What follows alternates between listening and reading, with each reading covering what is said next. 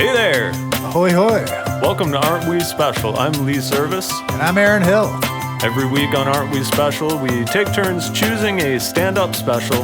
We watch it, and then we talk about it. Yeah, but it's not a review. We're not Nope. critics. We're comics. Talking about stand-up comedy. Stand-up comedy, my favorite art form. Not mine, but we're still here. Close second. Close second. All right. Enjoy the show. I enjoy interpretive dance. We're back. We're back. What's up? You know, We back need in the saddle again. Yeah, we're doing it. We need a lot of podcasts have those soundboards, sound effects and stuff like that. We should maybe look into that. Well, you have one on your at your show. Yeah, I was trying to do that. I guess you need a laptop or something. Yeah. Yeah, that's more than I Or can like handle. an actual air horn. True. That'd be loud as fuck. I'm in an apartment. That'd be really loud, yeah. We need a producer. That's what we need. We'll get there. Who's willing to work for exposure to the whole 4 people who've ever watched this podcast? For good vibes and a good hang. That's right. That's what we do. And coffee and Baileys. That's also what we do.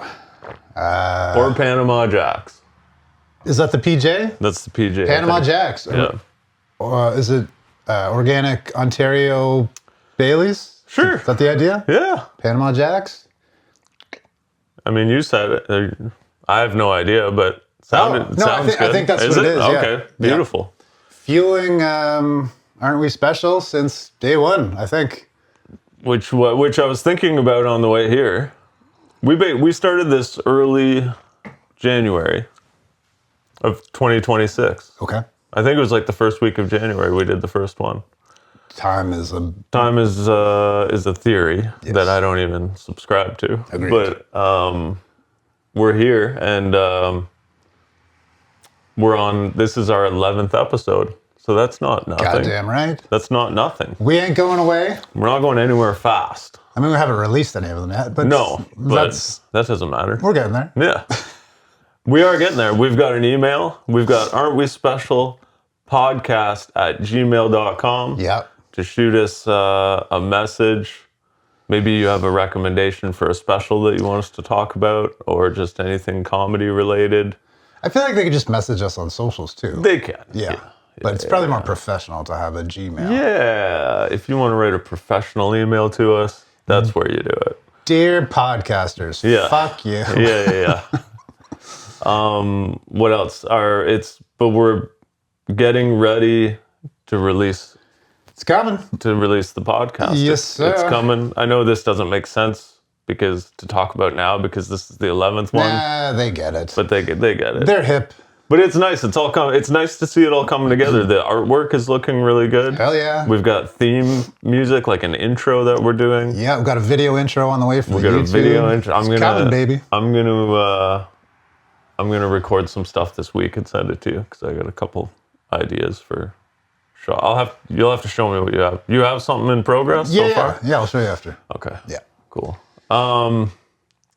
Speaking of like doing creative things and being organized, and a friend of mine who is a musician who does well.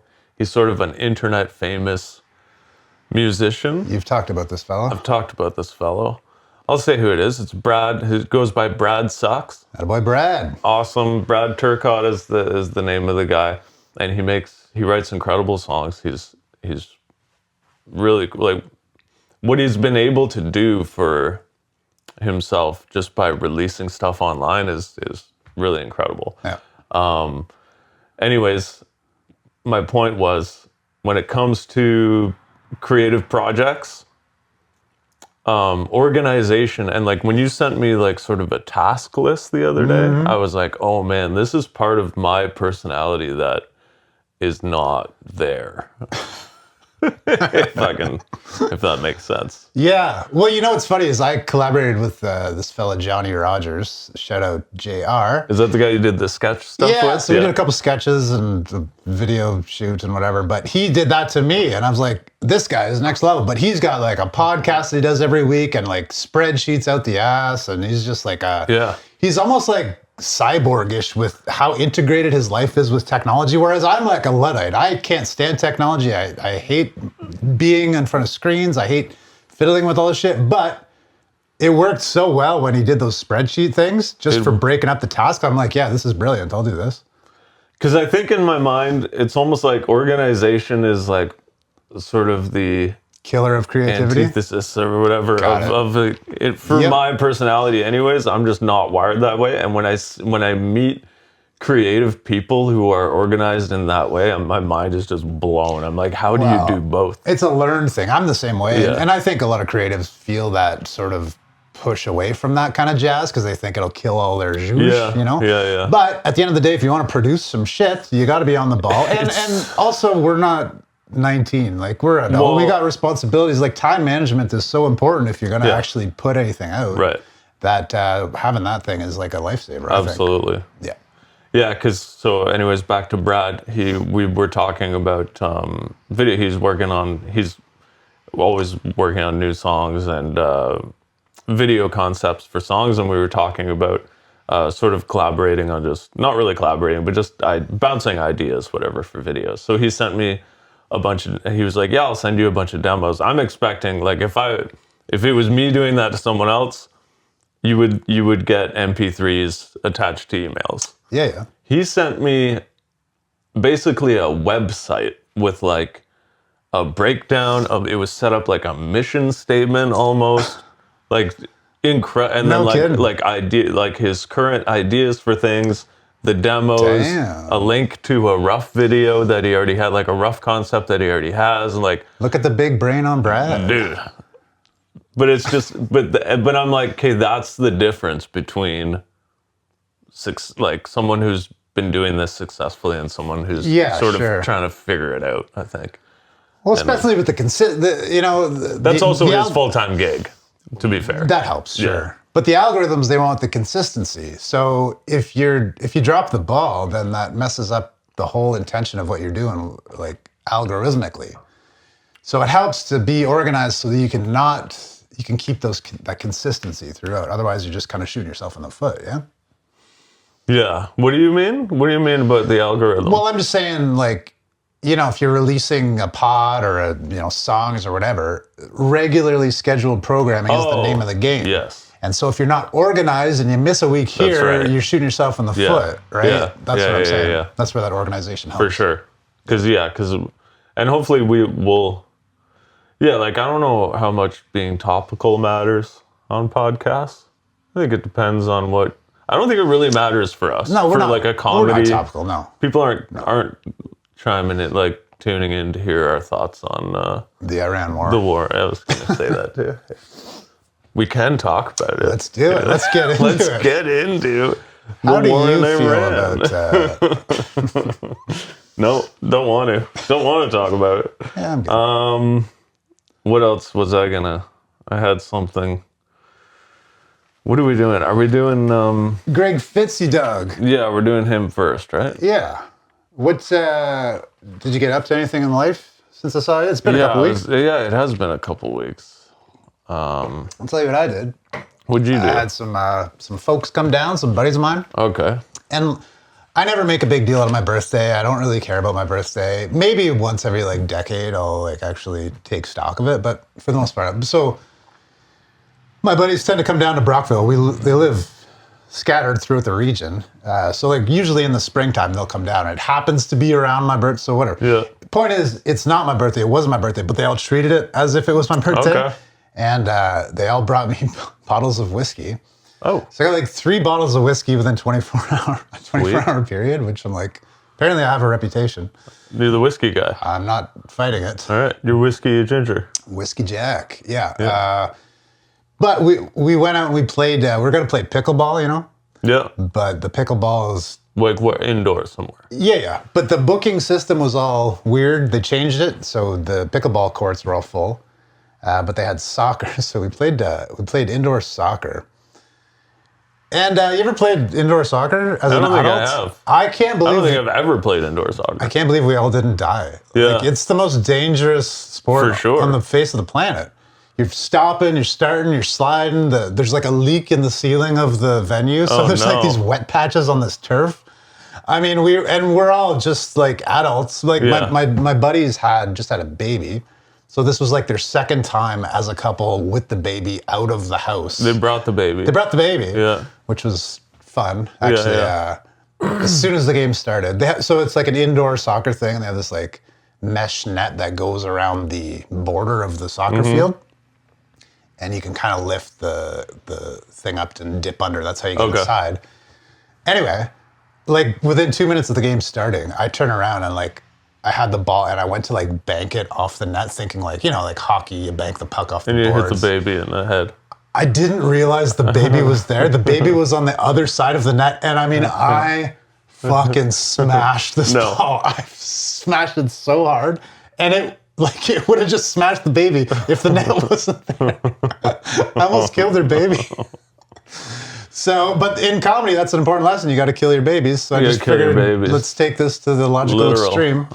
Anyway, luckily the net was working and, you know, whatever. I mean, of course we're all paranoid. I mean, I've never been out with a baby. This baby's like less than 4 months old or something.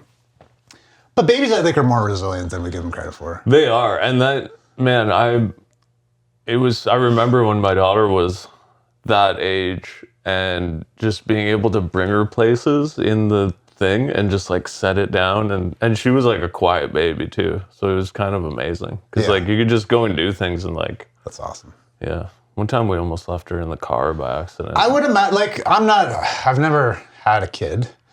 But I would imagine, I goof on stuff sometimes. You just forget. Yeah. I'm guessing I would forget about my baby at some point. Because you don't want to be the paranoid and like save them from everything, put them in a bubble. You got to live your life. Yeah. But within that, I'm sure at some point I would be like, oh yeah, we got a baby. A friend of my wife, well, she's my friend too, was visiting. And it was the three of us and my baby daughter in the back. Absolutely. Like she was the quietest baby. And we had to run into the grocery store. And and we're catching up. We hadn't seen her in a long time. She was visiting from Toronto. And so whatever, we're talking and joking around and stuff. And we get we park at the grocery store. We get out of the car. We the three of us are walking into the grocery store. And then she goes, you guys just, because she doesn't have kids. She's like, you guys just leave the baby? And we're like, oh my God. We should start a parenting podcast. That's what we should do. Leave your baby in the car. Oh God. That's awesome. You can do that. So I got one more baby do you story. have a birthday coming up? Yeah, it's in a bit. Is it in April? No, March. Okay. Yeah. I got one more baby story for you. I was working at retail at Winners in Ottawa, Winners in Maryville, and whatever. I was very fast getting people through. I would get so busy there, and I was serving this customer, and they had a baby in a carriage down there, and I was just going quick. I don't know what happened, but there was a pen, and then the pen was flying out, and the pen fucking twirled and hit the baby right in the fucking forehead.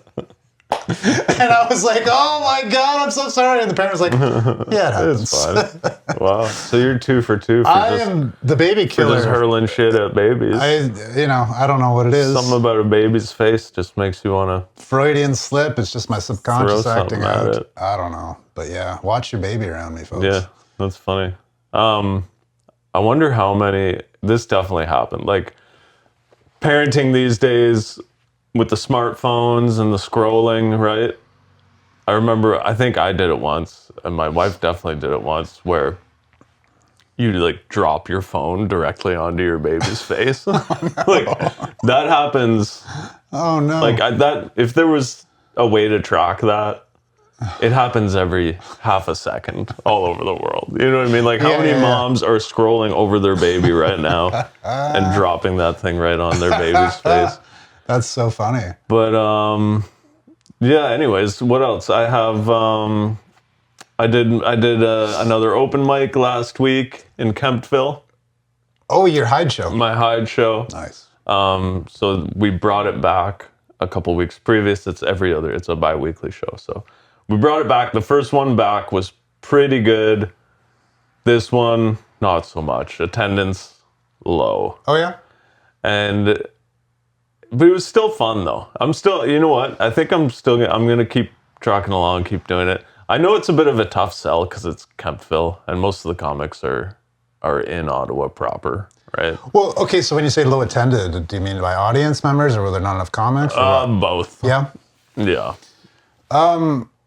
I think that's the opportunity there, though, right? Like you're the Kemptville guy, so Yeah. just keep going, man. I've seen mics did fail for like honestly 3 years, before they ever started drawing, and then once they did, it was like you didn't even have to promote it anymore. And I was saying this to my wife too. Like it's not a bad time for me. Like it's a 15-minute drive from my house. I get a couple free drinks while I'm there. I just keep the PA in the basement now. So I just run down, grab I bring my guitar and a microphone. It takes 10 minutes to set up. And even when there's 5 people there, it's still a good time. Hell yeah. And it's a Wednesday, and then I'm home. I'm in bed by 10:30. That's amazing. Yeah. Yeah. So I'll keep doing it For sure. as long as I can. Something comedy related I wanted to talk about. Like actually No Forks made me think of this.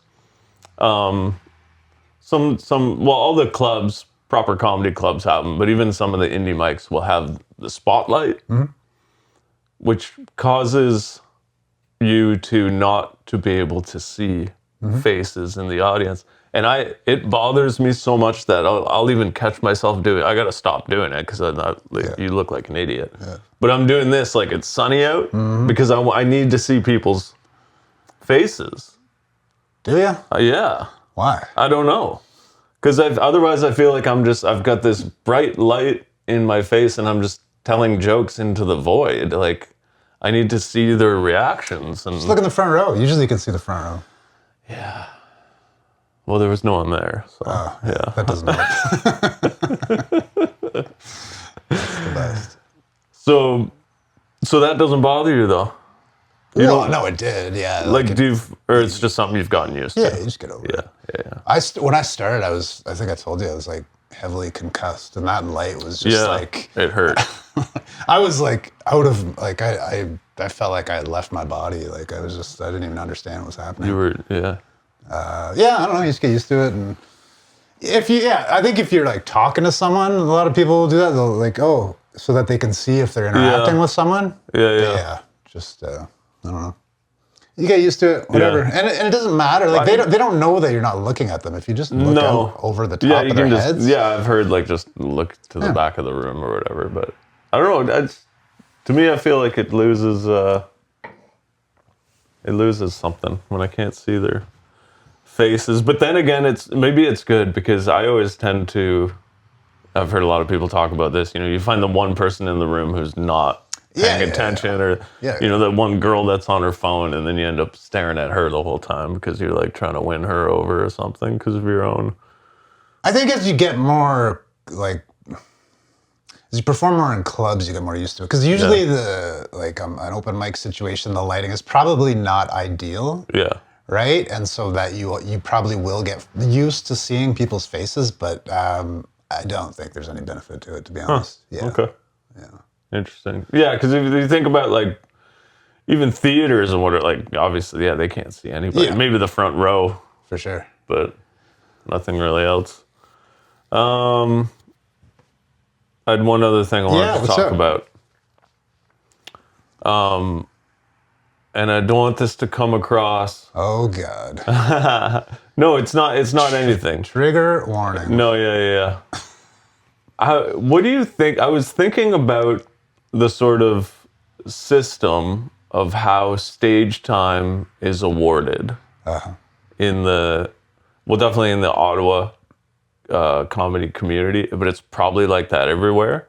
And correct me if I'm wrong, but the system seems to be is like the most stage time is awarded to those who have the most time available to to be at those mics, right? It's like the more you show your face, the more you go and sign up for the lottos and show up at those mics, even though you're not on the bill.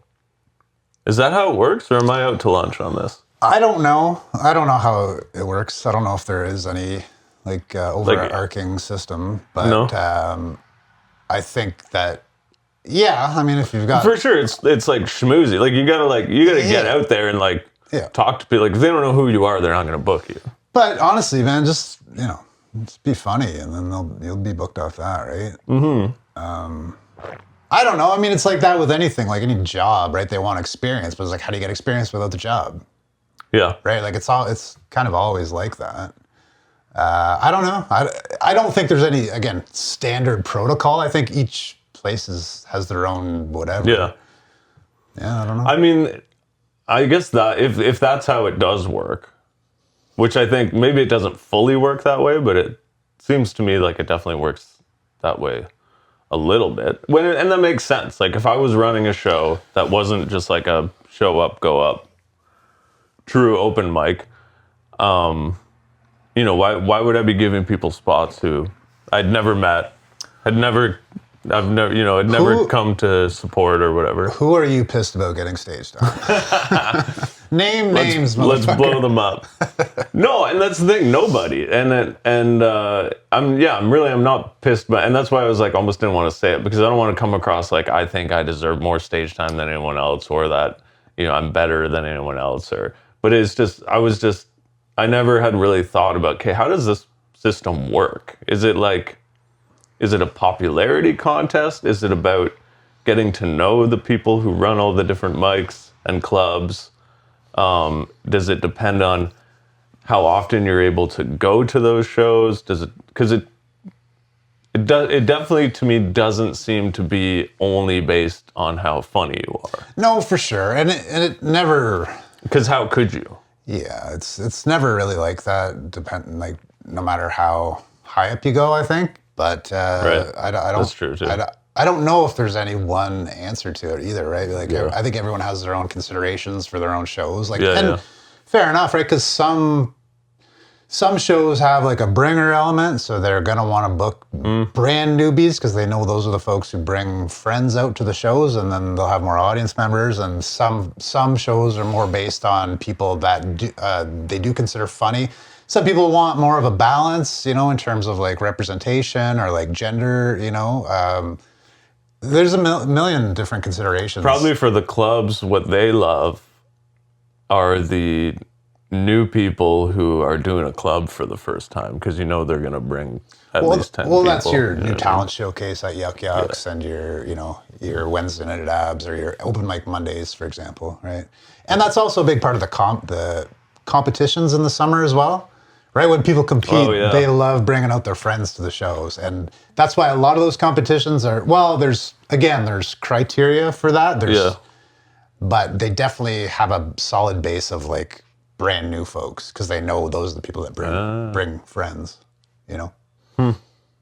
So get some friends. That's easier said than done. No, I don't know. Just be funny, because it does go far. It's not everything, but it goes far, right? And it goes far with the right people, I think. For sure. Yeah. Yeah. I'm lucky. I do have like a pretty supportive group of friends who will. Yeah, you do actually come out to see me. Yeah, so, you've had friends out. I think every time we've been on a show. Yeah. Sweet. Yeah, dude. Nice. Well, cheers to friends. You know who you are. Yeah, okay. Well, let's actually get one last thing. Do it. That's all these notes, man.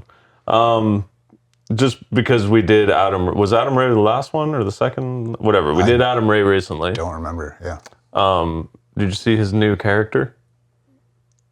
No, but I saw him eat a fucking zit out of a girl's neck. Oh, I didn't see that. Anyway. Like popped her zit with his teeth? They had a medical professional come in. Oh. Pop a big neck pimple, and then he came in with a pair of tweezers, sucked out the juice, popped it down the hatch. It was obviously not a real. It was like some kind of makeup. Okay. But it looked. Was disgusting. he in a character? He was Dr. Phil. He was Dr. Phil when he did it. Okay. Yeah, I just wanted to, because it seems like he's putting Dr. Phil to bed, right? Yeah. That's what I heard, but I don't know. I keep seeing stuff. I heard him talk, like, I thought I heard like last Dr. Phil show ever. And then I keep seeing stuff, and he's coming to Canada, right? Oh, okay. So I don't know. So who's his new one? Whatever the deal is. But on a recent Kill Tony episode, he came out as, I forget the guy's name, but he's got like a cowboy hat and a bandana and like one of those like flame shirts and long, like curly blonde hair. Nice. And he comes out and and I was just listening, I wasn't watching. And he comes out and he says that he was whatever his name, and I was a roadie for Counting Crows for 30 years. And he starts telling this jokes about getting massages or whatever.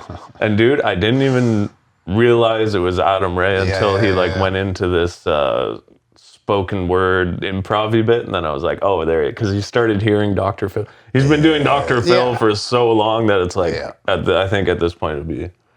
But anyways, because when we talked about Adam Ray recently, I remember thinking, like, what's he gonna do? Like, if he does kill Dr. Phil completely. Right. But man, there is no worries about that guy. Yeah, like, well, and he could just be trying different stuff out too, right? Yeah. That's the fun, like, I don't know. I'm going to, anyway, sorry, that's a different conversation, but it's fun to watch people try to build new characters in the moment because they don't always work, and sometimes they got to tweak and they got to adjust, and, you know, it's just fun to see the evolution of the characters, for sure. you know? Yeah. But yeah, for him to pull out this just like roadie, this... Sick. I want to hear, you know what I mean? I want to hear the Counting Crows roadie stories. Yeah, exactly. For sure. Yeah. Anyways, okay.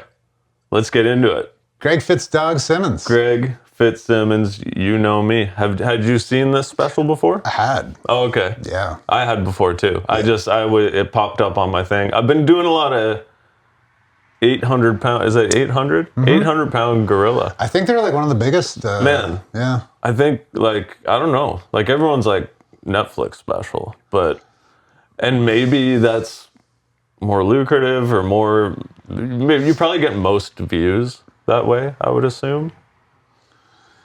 But that 800 pound gorilla seems to be an amazing. They've got tons of solid comics. Yeah. No, it's Greg's like, he's honestly one of my heroes. Like he's so awesome. Yeah.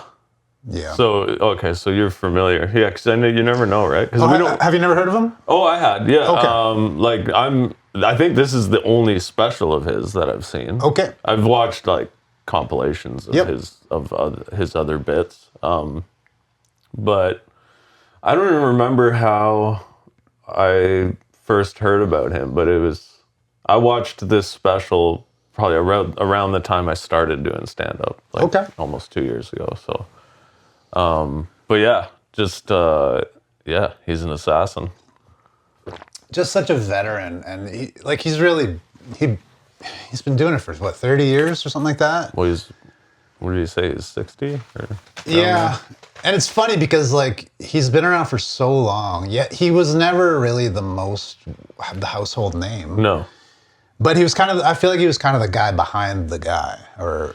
Well, I've heard him referred to as like the comedian's comedian. Sure. He's almost like a Dave Attell kind of guy. He's like the one that the comics. Well, he's also done a lot of writing for a lot of good comedy shows too. He was a writer for Ellen or something, I think. He was a writer for Ellen. He was a writer for Crashing. He was a writer for... I don't know Crashing. Oh, that's Pete Holmes' show. Oh. It's about stand-up, him doing stand-up and stuff. It's pretty good. Like it's based on Pete Holmes? Well, it's based on him, and it is literally him. Oh, okay. Acting in it. Okay. Cool. Yeah. Greg's just done a bunch of awesome writing stuff, and he's from the old. I heard him talk the other day, like how when he started, it was in like New York, and it was Boston. Well, yes, but he spent some time in New York, Gotcha. And he was saying at that time, the only way you could survive as a comedian is to be the loudest, meanest motherfucker in the room, and to just be able to cut people down in an instant and really hold your own. It was like the Wild Wild West, right? And then he was talking about how today it's like, you got to like reveal your inner feelings, and that's how you get the attention. That's now. funny, right? eh? Yeah, so like he's seen it come like a complete 180 degree. But he still has that. He's still relevant. But he's still, because that's actually one of my notes, is like he likes to portray himself as an asshole, but he's got this like perfect thing where he's like this friendly asshole. I know. And it's brilliant. And like that one the interaction with the Polish, he does that his first bit is brilliant about being too Irish. And then he has that quick interaction with the guy in the front. And he says he's Irish, and he asks his last name, and he's like, "That's Polish, isn't it?" And then he's like a dick to that guy. He's like, he's like, "What's that name?" The guy goes, "English and Irish." And then Greg goes, "And fucking Polish." Like, yeah, he's still maintaining that New York. Well, that's what you can see it in him at that moment. Yeah.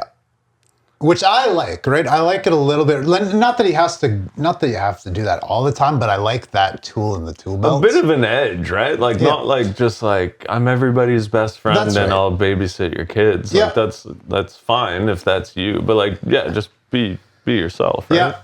And he's a little dark, which I like, right? He doesn't shy away from the dark stuff. No. You know?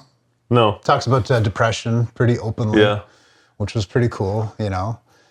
And like ironically, like it's kind of dark and edgy, but in a way it's one of the most intimate things you could talk about. Like it's about as personal as you can get. Yeah, I don't know, man. I thought it was like, he's almost got this era where he's just like, he's old enough now that like, he just doesn't give a fuck. Like he's just like, this is what it is. Yeah. I've had depression. Every day feels the same, and like, it's kind of you don't hear a lot of people talk that openly about it, I feel. But I actually related to that a lot. Oh yeah, big time. I don't know if that means I'm depressed too. I think I've dabbled in it at times in my life, but like when he was talking about like how basically every day is like you gotta fucking wake up again. I just woke up yesterday, now I gotta eat and take a shit. Like we've been through this, dude. Yeah. Like day after day after day, you're like, fuck, come on. He's just like, I'm ready. Take me. Like, you know, I found that relatable. And again, I don't know if that means I'm depressed. No, it was. Well, yeah. I mean, I related to it too. Well, they say that a lot of comics kind of dabble in depression, but also I think living where we live, I think seasonal depression is... Well, we're at the tail end of a long shit winter, so I mean, yeah, I think like probably plays into it. How many people don't have seasonal depression? And if you don't want to call it seasonal depression, how many people don't get a little bit sad in the winter? It's gonna happen. It's a rough... I know. See, the thing is about Greg, like I've listened to Greg on a lot of podcasts too, and he'll talk about his depression openly on podcasts too, which again is like, you don't necessarily hear a lot of guys, I think, be that open. Yeah. So it's kind of like jarring a little bit. Yeah. But he earnestly seems like he's tried everything and he still just can't shake it. And you kind of really feel for this fucking guy. Right? Yeah. Like he's been sober for like 30 years and he's tried every therapy under the sun and every drug and every whatever. And he's just like, he's still, but I don't know. Sometimes I think that like, not that it's all like, culturally based, but sometimes like Irish folks, they do have that darkness to them in their personality, right? Like, not that they're always that way. Like a lot of times I feel that they're pretty jovial and happy, but they can definitely get pretty dark. Yeah. And I've kind of always identified with that in a little bit. Are you Irish at all? Not really. No. Like a 30-second or something like that. But yeah, there's something about that where I'm like, yeah, I could see how it's just, you go to those places, you know? For sure. Yeah, like when he's like, whatever his favorite time of day is, when he puts on his eye mask and his, and when he's going to bed, he takes his milk, and it's like, what does he call it? A beautiful mini death?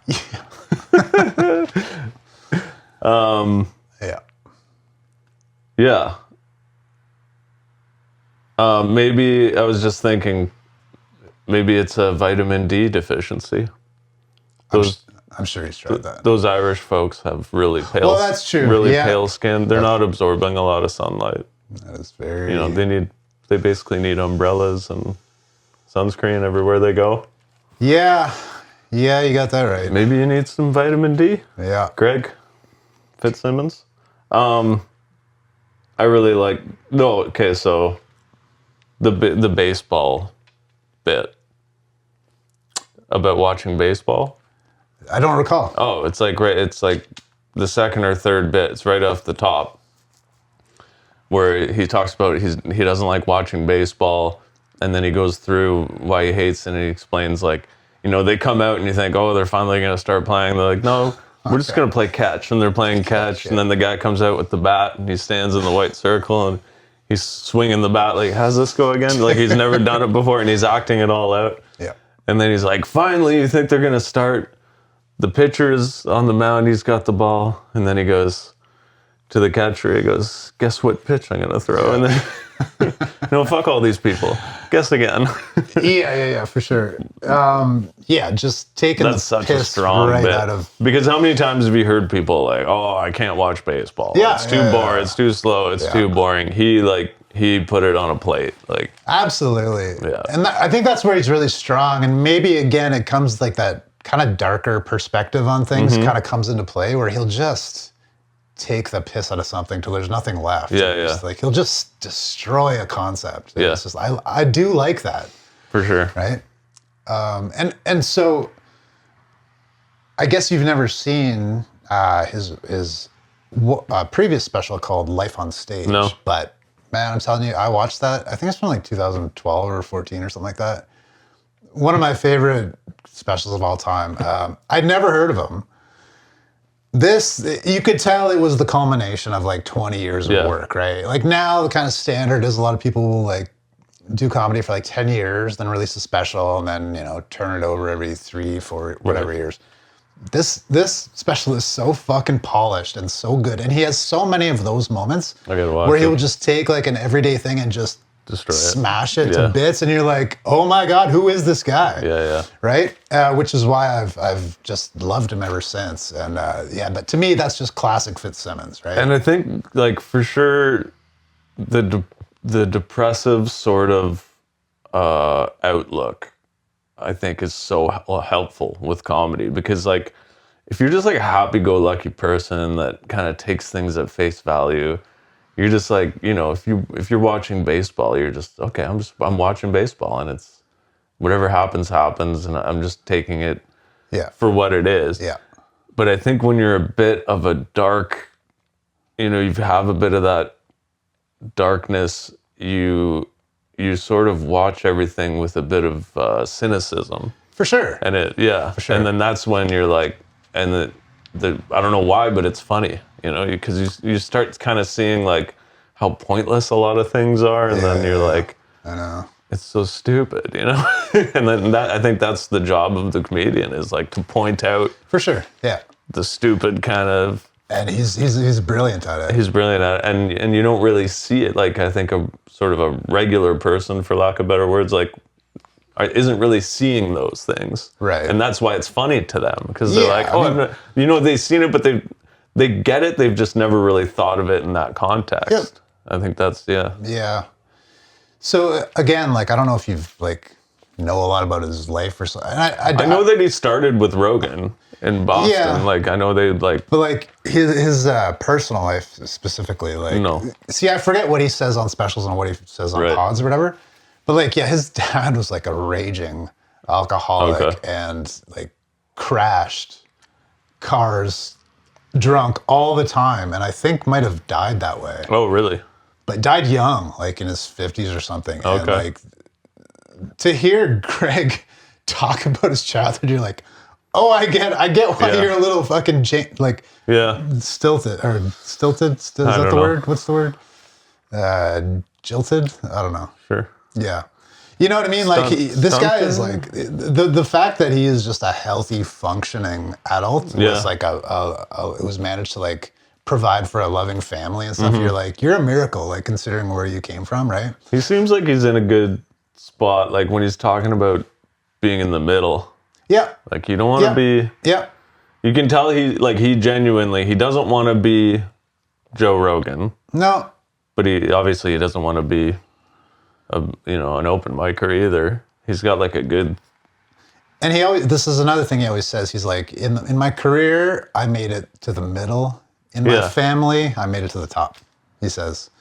And you're just like I love that because we can't all be superstars. We can't all be Adam Rays. It just doesn't work that way. No. It's always going to be this like pyramid. And like, again, like it'd be different maybe if I was out grinding or like decided to move to a big city to pursue it 100%. But it's like, that's not my life. I have a full-time job. I live outside of a big market. I have family. Like, these are things that I value and that I enjoy. You do it because you enjoy it, and like that.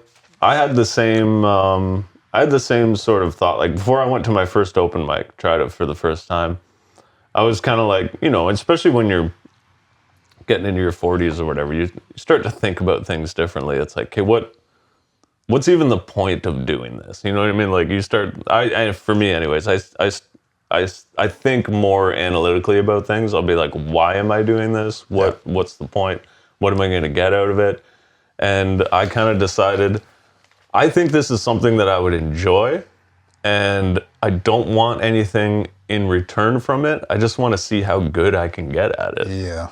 That's it. Yep. So I think with that, I think if I can maintain that perspective, then it'll be hard to be disappointed because That's just it. I'm not expecting anything of it. Yeah, that's just it. It's it's just tough to You've been grinding for a while, but it's still like I think in terms of our expectations in Canada, like it's different. Like we were all brought up on American media and watching American comics, and you can see like you can tour in America and pretty much make a living doing that. Yeah. Canada, you can too, but it's tougher. It's tricky. It's not the same as America. Well, even online, where it's way harder to monetize than it is in the States. Like did you know about this? No. I heard about this recently, and I don't know the details, but apparently, air quotes, it's a lot harder to turn a profit on with even just YouTube, Instagram, whatever, in Canada as opposed to the United States. Or right? Yeah, just different CanCon different shit or something. I don't know what it is, but yeah, we got some. And maybe wacky that's laws totally wrong. sometimes. Let us know in the comments if I'm wrong on that one. Yeah. But anyway, I just like that he's been openly grounded in his pursuit of his career. Because again, that's something you don't necessarily hear a lot of comics talk openly about, right? They could, even if they don't, even if they truly do feel that way, they don't necessarily come out and say it because maybe they think that someone like won't take them as seriously or might not book them as much or whatever. Right? But it's kind of cool. I heard Dusty Slay talk about that recently too. It was like, and why he was living in Nashville. And he's basically like, well, I like my standard of living. I like my family. I can pretty much fly to anywhere I'm performing. Maybe I'm not like grinding 7 days a week, but I like my life and I like how it is. Yeah. And it's like, I don't know. I just don't like seeing people kind of go all in on something. I'm like, it's a fucking lottery ticket in a way. Well, right? for sure. And yeah, you hear people like, oh, you have to do this. You have to go to New York and grind it out there or whatever. Like, that's not really. The internet's definitely leveled that out a lot, right? A lot. Yeah. Anyway, it's just, I like that. He doesn't even want to be a star, and I like that. Yeah. Right? Because it shows you can still be one of the funniest guys working. Yeah. And not really be about that celebrity life. Do you know what I mean? Another thing I noticed, I had seen. Did you find at all his special to be front loaded at all? I'm just curious because I had some thoughts. It wasn't that, but I think to me it gets more into, and maybe I'm just saying this to cover my bases, but the idea that we don't really know what was shot that night and we don't really know what made the cut. I found it really strong in the front, and then what I found is that he tended to jump around from topic to topic a little bit, and not really dig into anything. Yeah. There weren't many chunks in the second half. It was more just short bit and then a short bit, and it was all a little bit scattered. I found that too, because I thought it started so strong. Like, he had the intro bit about being Irish. He had the baseball bit. He had the tit pop story with his son where the titty pops out on the beach. Yes. Like, so many gems in that bit. Yeah. He's like, this girl came out of the water in her bikini. She was like 17. I mean, or she was 18 or 19 or 20. Her boob pops out and he sees it, witnesses it with his son, and they high five. He's talking about being on his deathbed. He's gonna be like, remember that fat tit we saw in Venice Beach? Yeah. Amazing. Awesome. Yeah. So But then, yeah, sorry. He's got those strong bits, and then I just feel like, and then he went into the depression stuff, and then as it got to the second half of the special, there was still great stuff, but I don't know. I just felt like the first half was so strong. You should go back and watch Life on Stage. I don't know where you'd find it. I think it used to be on Amazon Prime. I don't know if it's there anymore. This is what surprised me about this one, because in that one he digs into topics. Like, he goes hard for like 5-10 minutes, and he really explores every angle. And then in this one, I thought it was just like he was kind of just skimming the surface on a lot of things. But again, that goes to show, like, you and I aren't going to live shows and watching live comedy. We're seeing a very highly produced, highly edited evening, and we don't necessarily know if that was the entirety of what he said on stage that night. Yeah. There's any number of reasons why a bunch of it could have been cut out at any time, right? So, well, and also, like, I've never watched so many specials as I have since we started this podcast. I honestly didn't even used to watch that many specials. But now I'm almost expecting a certain flow. Yeah. Because my brain just wants, like, it's like, if there's going to be a lull, I want it here, and then I want it to kind of build up towards the end. Well, there's definitely an arc to it, or strategy involved in keeping attention over 45 minutes. You want to start strong. If anything, I think you want to lull in the middle, and then you kind of want to build up to the end. That's kind of like that's how a lot of them seem. And not that it's a lull as in you're less funny or whatever, but it's just like, maybe just like more material that's just, you can't, it's not all gold. You can't have, like even the greats are going to have a couple jokes within an hour that are kind of whatever. Well, see, I think I have an issue because one of the most impactful specials on me was like the Chris Rock early specials,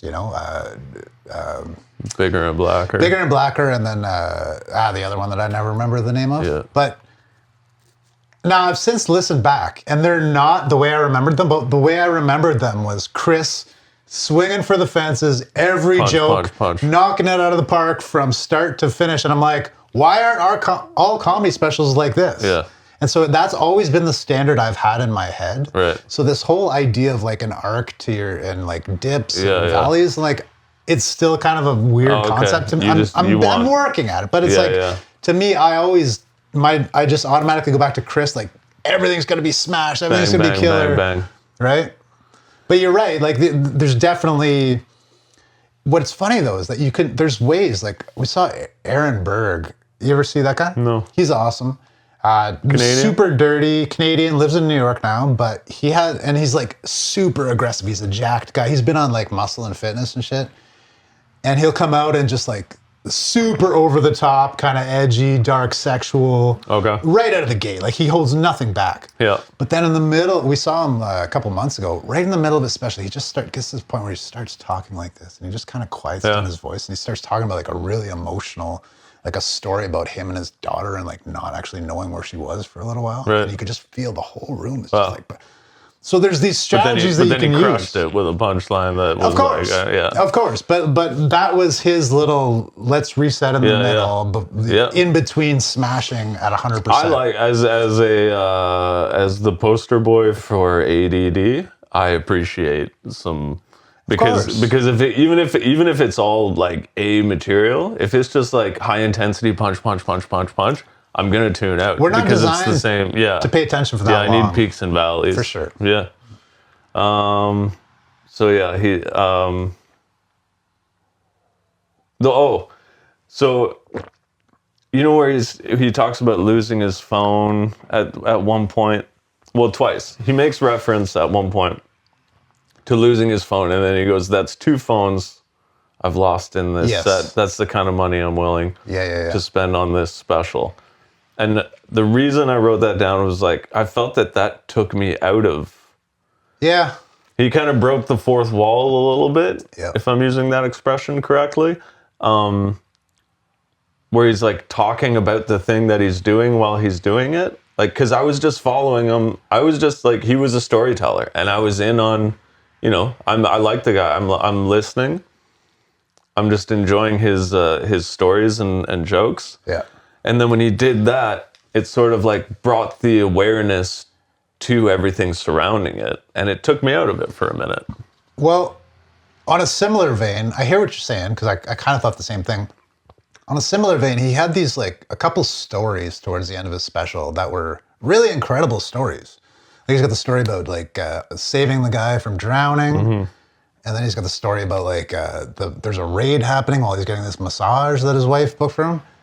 But the way they ended, I just felt were like so obviously wacky that they weren't true, and I started to have a hard time differentiating like were any part of these stories true or not, like, because I feel like if those things really happened, the truth would be funnier than the wacky kind of punctuation he put on the end. Yeah, but he didn't do that, so I was kind of left like I wasn't really sure what to think. Yeah, I wrote that down too. That whole drowning, like it was a great story. The whole drowning thing.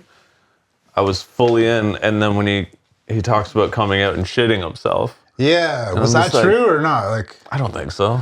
But I mean, he's like, he would have been in his mid-50s at the time. It's very likely he could have shat himself. I didn't buy it. But then, like, what's the? I think it was like a good story that he knew was gonna, but he needed, you got to make it funny somehow. So you shit yourself. That's always funny. Yeah. But yeah, I almost felt like he sold himself short a little bit in that way, where he just put the tag that was wacky, as opposed to, again, maybe something more based in the reality of the situation. Because like, I definitely get why you start with a grain of truth in a bit, and then you end on an exaggerated, wacky punchline. But these stories were already exaggerated and wacky. They were crazy. I wanted to hear more about those stories. Do you know what I mean? For sure. Yeah, I was, like I said, I was enjoying the story until I felt like where he shit himself was made up. And I'm not saying, like, it's not that you can't do that, but maybe it's got to be worth it or something. I don't know. Yeah, I don't know either. It lost authenticity immediately. As soon as, because I could tell that the story that he was telling was true. I don't know. I think we sort of have a sixth sense in a way where you can almost tell, and then as soon as there's like a fabricated bit, you kind of go, I don't think I have a sixth sense. No? No, I don't. I'm a gullible fuck.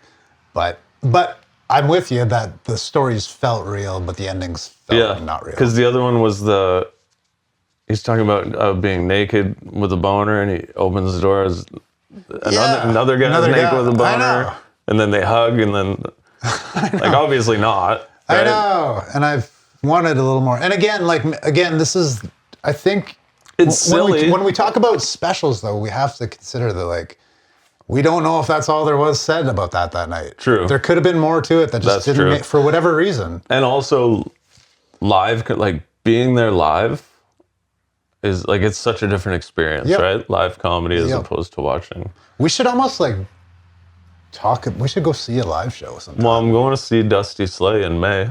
Oh, in Rochester? In Syracuse. Syracuse. Yeah. That'd be interesting. You want to come? Maybe. All right. I got to get my passport. Maybe we could do that. Get a passport. I've already got like a few buddies wanting to go. Cool. We were going to rent an Airbnb, and he's at the Funny Bone in Syracuse. All right. He's doing like 4 shows over a Friday and Saturday. We were going to go to the last Damn. one on the Saturday. Yeah. Go up the night before, just kick around Syracuse. Yeah. It's like mid-May. The weather should be decent. Get stabbed. Try and get stabbed. Get some street cred. Stab a baby. Have some stories for the pod. Yeah. Yeah, for sure. What else? So, but like, yeah, not to take away from, obviously we're not talking shit about Greg Fitzsimmons. That's the thing. I can't talk shit about this guy. He's fucking brilliant. And yeah. I mean, I think we've expressed it enough that we're not actual critics. We're just talking shit. You know what I was thinking? We do talk about all these people that have specials. I got a bunch of old bits that I've released kind of piecemeal online over the years. I think I should round them all up. Like, I don't have a special, but I've got probably 10 bits out there floating around. Wrap them all up, put them in a package, toss them on the website. We could talk about those. We could break them down. I could talk about the night there, whatever, all of that jazz. That'd be fun, actually. Because now I'm in the hot seat, and now it's not just me pointing my finger like an asshole. No, that'd be really fun. Yeah. Yeah, And I don't know if you got anything you want to burn, but that could be a fun little not quite there yet, but role reversal. And yeah. You know what I was thinking? We should. So we're both northern boys. You grew up in Sault Ste. Marie. I grew up in Sudbury. Yep. Man, we should try and get up north and do some shows. We could. Because I'm pretty sure I could pull like a decent crowd in Sudbury. Yeah, we could figure it out. Anyways, we talk about a lot of things. We also want to start a music. Well, we also have Mike, families and jobs. and we're trying to do We're doing damn fine. We're trying to do a quality podcast. We're doing here. damn fine, Lee. Okay, We're doing better fine. than most, I think. That's good. I'm hard on myself sometimes. Not enough hours in the day. That's the problem. It's true, right? I would just do everything if I could. I hate that I have like If you 2 could- hours a week to do what I actually want to do, know. and the rest is just know. like do these chores, this task. If you could not sleep and do all the fuck. and like not feel like you shit. start to understand why Coke was big in the 70s and 80s. Yeah. Like, you know what I mean? Maybe just we need to get get- shit done, dude. Maybe Adderall. That's what. That's probably the new Coke. But in Canada, is that Vyvanse? In Canada, is Vyvanse the Canadian Adderall? Hit us in the comments if Vyvanse is the Canadian Adderall. I'm looking to stop sleeping without any repercussions. No repercussions whatsoever. Yeah. So, I was just gonna say one thing again about thinking that the first half was stronger than the second. It was also that I had seen the special once before. I started watching it again, but I wasn't taking any notes. I just kind of threw it on. So I saw the first half again. And then when I watched it again fully with my notebook, this was now the third time that I had seen the first half. And I wonder if it's almost that familiarity thing, because now I'm seeing this baseball bit, for example, for the third. Well, and I've seen it cut up and into shorts or whatever too. But it's almost like that familiarity thing. That did I find the first half of the special funnier because I was more familiar with it? Well, I've watched it twice now too, and I liked it a lot better the second time I saw it. So maybe there's something to that. It's funny, right? And it's like being in the right headspace for it too, I think. Yeah. But yeah, he's a killer. Solid. Check him out and check out his other Life on. We should do Life on Stage sometime too. It's fucking great. So that's the one previous. Yeah. Fitz Dog. Sweet. He's a killer. Yeah. All right, guys. Thanks for joining us. See you next time. Yes, sir. Cue the theme music. Yeah, dude. Dun, dun, dun.